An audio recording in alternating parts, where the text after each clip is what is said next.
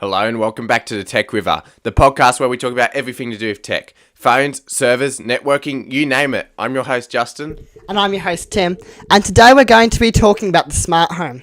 Now, going into 2023, we're in a bit of an interesting state in the smart home because Matter is the new buzzword, but it hasn't been rolled out yet. And you have all these other connection standards like Wi-Fi, Zigbee, Z-Wave. You have different voice assistants like Google, Alexa, Siri, and all these different hubs, Habitat, Home Assistant, Apple Home. What do you choose? Well, we're going to have a quick chat about what you should choose and what we think is the best. And just before we get started, I'd recommend if you've got any assistants in your home, just put them on mute because we are going to be using their assistant wake words, so it might set them off. So yeah, just put them on mute if you don't want them going off during this. Otherwise, you might have your smart lights turning on and off, or they might start playing music for all we know. Alexa, start playing music. Hey Google, add milk to my to-do list. Sorry about that. Okay, so where do we start? Well, I think the building blocks of any smart home is the assistant. So there's three main types of assistants. Yeah. Alexa, which is Amazon, Google, and Siri, which is obviously Apple. Yeah. Now, all of them have their pros and cons. Let's just start with Alexa, because that's probably the most popular one. That's what I use personally. So Alexa has some pretty good devices there. Echo Dot 3rd Gen is always dirt cheap. You can find them on sale a lot of the time. But they've also got some of their newer models which have built-in sensors such as temperature, and they have hubs built in, which is Zigbee. We'll talk a bit more about that in a moment and what that means, and also why that might be important. But they've also got smart displays. Now, from my experience there, standard speakers are really good, like the ones without the displays. The ones with the displays still work well because the assistant works well and it's nice and fast, but actually navigating the display, the user interface isn't amazing and they're quite slow. I think it's about twice as slow, just like swiping around, than it is on the Nest display, which is Google's offering on that one.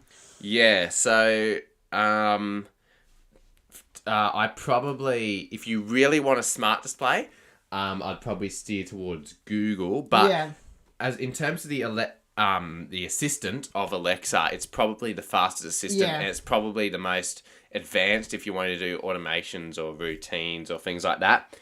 Google isn't terribly far behind. Their smart displays are a million times better in terms of the actual display user interface and the usability of them, the speed. Even though they're still a little bit slow at times, it still works quite well. They also have smaller speakers like the Google Nest Mini, I think it's called. Yeah. It's similar to the Echo Dots. I personally haven't used one before, but it's essentially an Echo Dot with the Google Assistant in it. I do find the Google Assistant is a tad bit slower at answering requests. Which could be a deal breaker to some. Like Alexa seems to be much quicker with that sort of stuff. I just want to add, while we're on the topic of assistants, like each assistant is going to have their companion app. So that might be the Google Home app or the Alexa app, or for Siri, it's just built into your iPhone. There's the Home app. But personally, we found that the Alexa app for phones can be quite clunky. It's quite slow, and it's not very intuitive to use. No, even we still struggle to find certain menus. Like just something simple like putting a device in a room. You have to go to the devices tab, then make a group, and then go into the settings of the group, and then select devices, and then it's a mess. Let's just say that I forget how to add a device to a group. Like it's not obvious the way they do it. The Google Home app recently got a redesign, and it's actually pretty good. I still find it slow. Like, yeah, I do. Everything takes a long time to load in. It's come a lot more in line with the Material You design language that Google has been adopting with their latest phones. Yeah. Material You, whether you like it or not, that's a bit of a personal. I don't. Yeah, so it's all up to personal preference. And but yeah, that's about all that Google has to offer. They do have some good speakers. Yeah. If you're like wanting to listen to music. Siri, on the other hand, you are a bit more limited with your options. Very limited. Their only speaker is the HomePod Mini. They don't even sell a regular size HomePod anymore. Yeah, that got axed. The HomePod Mini is a little bit pricey, probably for what it is, but apparently the speaker quality is quite good, and the way it integrates into the Apple ecosystem is good as well. We haven't had any personal experience with it. No. But if you've got an iPhone with a U1 chip, there's also, which is the iPhone 11 and later, there's also some special advantages as well, especially to do with music. And I think I also find that Siri is just available on pretty much every Apple device, your Macs, your iPhones, your iPads, the HomePod, and even your Apple Watch, so you have Siri right on your wrist. So that can make it quite good for some people because they pretty much have Siri with them at all times. So they can always just be like, hey Siri, turn the lights on or play music, and Siri's pretty much always going to pick up on them on at least one device. But likewise, if you're an Android user, you'll probably have the Google Assistant in your pocket all the time. You can actually also put Alexa onto most Android phones as well now. Yes. So your HomePod Mini is really your only smart speaker option. There's also the Apple TV, which can act as a home hub as well, and that obviously has Siri built in, but it's not really designed to be a proper smart assistant because you still have to hold the Siri button, and it's not really the easiest thing to use for smart assistant. So personally, in my smart home, I have opted to go with Alexa as for all of my speakers. And then I have a few Nest displays, which is Google's displays, just dotted around the place. Because I do quite like their UI. And like I said, the actual swiping around on their interface is about twice as fast as it would be with something like an Echo Show, which is Amazon's offering there. Could you try again? So yeah, as you can see, Siri has just picked up and given us a transcript of everything we have just said, which... Maybe that's one of the downsides of having Siri on your wrist. I do find that the Apple Watch is quite sensitive. If you just come up to look at the time, it will then start activating Siri if you're trying to talk into it. So that happens a fair bit. Oops. In conclusion about the best smart home assistant to go with, Amazon's always a good way to start with their sales. If you just pick up a cheap Echo Dot, see how you go, get a couple of smart bulbs in and see how you go. But really, any of them, you're going to be fine. I think Amazon has the best compatibility. Yeah. Google's not far behind. If you go with Apple, you're going to be quite limited in what you can choose because you have to choose the HomeKit certified ones. And as you can imagine with Apple, it's quite selective. And if you don't want to pay the premium for Apple's HomeKit certified, you'll have to run something called Homebridge or the Homebridge plugin to Home Assistant, which pretty much means you have to have a computer or server or something like that always running to relay devices, and it's a bit complicated. It's a bit of a mess because support is fragmented for things like that because obviously they're not officially licensed and supported by Apple.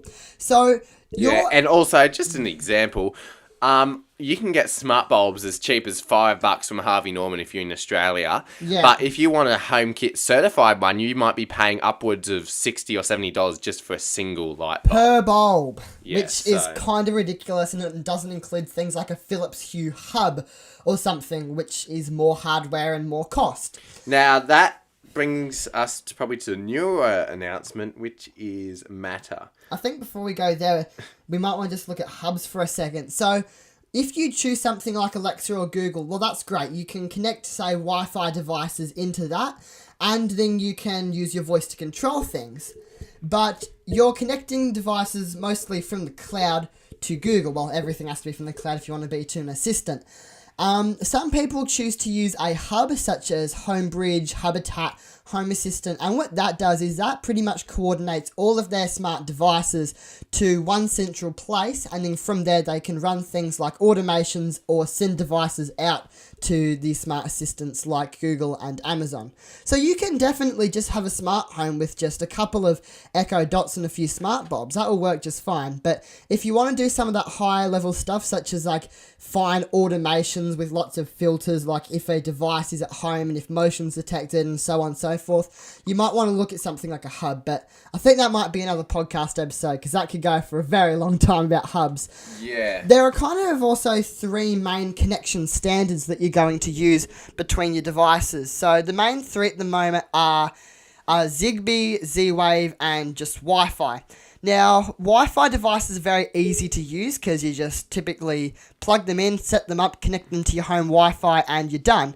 Zigbee and Z-Wave are going to require hubs that you'll need to use with them.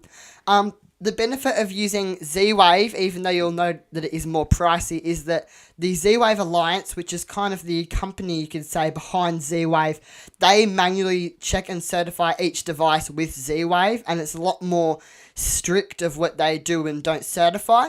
So that's just going to guarantee that all of your devices do work together really nicely if you use Z-Wave. On the other hand, with Zigbee, it's kind of more of an open standard, so anyone can use it. That means that Zigbee devices are typically going to be much cheaper, however, they might not be as reliable. Both Zigbee and Z-Wave are mesh networks, so I can have one hub connected to, say, a smart light, and then that relays to a smart switch or etc. And that just helps build out the coverage throughout your home. Whereas with Wi-Fi, that's obviously going from your router or wireless access point to the device and then back to the WAP or router. Now, interestingly, I think Justin, you'll have a chat about this, which is the new standard that's coming in that might end up replacing Wi-Fi, Zigbee, and Z-Wave, which is Matter. So I'll throw over to you, and you can chat about Matter.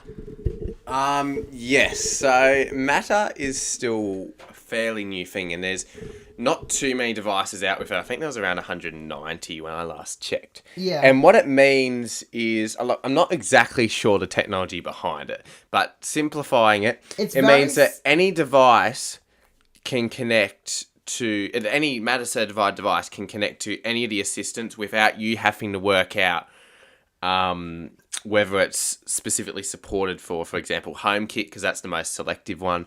And it also means you don't need hubs with them either. So you just buy the single smart home product and it's guaranteed to work with any Matter supported smart home assistant. And we've had lots of big brands sign up and commit to this, you could say. So we have Apple, Google, Amazon, and even manufacturers of devices like IKEA, who makes a lot of smart home gear, most notably for their smart home blinds, buttons, and motion sensors.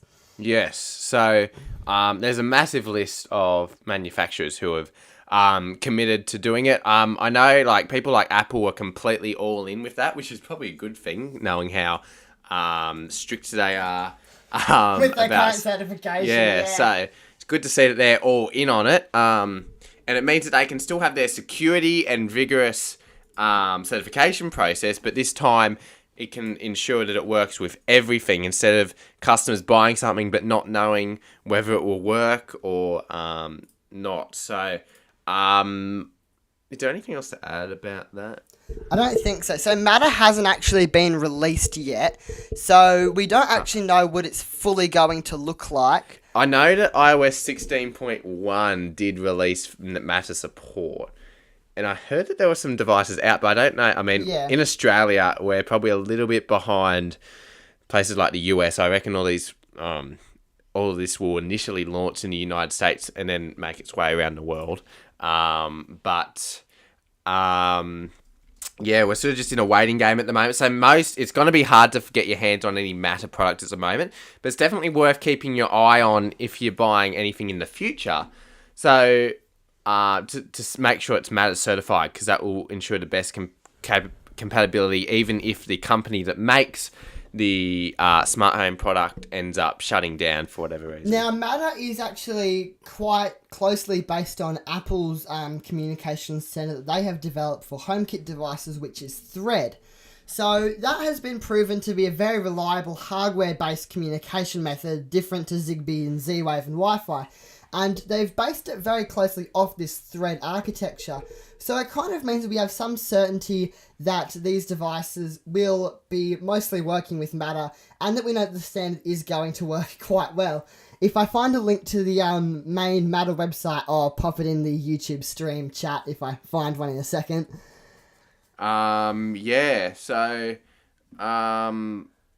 what my advice would be, if you're buying now, it's probably going to be hard to find anything that's with Matter. So just buy what you need now and make sure it works with your assistant. But in next year, in 2023, as we go into the new year, and anytime after that, when Matter starts to become a bit more open, a bit more mainstream, definitely keep your eye out, and if possible, try and get something that's Matter certified, because it means you might go, oh, I'm using Alexa now, but in 6 to 12 months' time, you might actually want to give Siri a go. And obviously, they have way stricter requirements with HomeKit, so it's best to get something that can work with all of them, so you're not locked in with a certain assistant or anything else. And I think Tim is just putting a link into the chat now, if you want to go to that. That website that I have just put in, I'll just put a note there. That is from the CSA, which is the Connectivity Standards Alliance. They kind of just coordinate different standards that the devices should talk to each other. So that's kind of the official page, you can say, for Matter, and it has things like this specification of how it's going to work, things like the security and how that's all going to work, and it also shows some of the main brands that have signed up to I nearly said to Matter. So brands like Tuya, because I had a look at it there, brands like Tuya, Apple, and etc. I said Tuya. I meant Matter. Yeah, no, Tuya isn't a standard. They're a brand. Tuya is just a brand of smart. That's all. Most of the cheaper smart home stuff will use Tuya. There might be rebrands, but it all is based on Tuya if you're getting the cheaper stuff. I think that just about wraps us up for starting a smart home in 2023. It can be a daunting process, but starting with something like smart lights is probably the best way to go. That's what the majority of my smart home is, just smart lights, and that's how I started. It's the best way to get going, and it's a lot of it, especially some of the strip lights, can be quite aesthetically pleasing, and you can be very creative with how you go with it, how you install those. So, I think this dream's been going back for about 16 minutes, so we might come back in a later episode and we'll talk more about those hubs, and also we'll talk about things like different types of sensors, so like your door contact sensors, motion sensors, and how you can use those in automations. So stay tuned for that live stream, or look out on our other platforms such as Apple Podcasts, Spotify, and more for when we publish those podcast episodes. From all of us, thanks for joining us, and we look forward. Thanks for the company, and we'll see you all next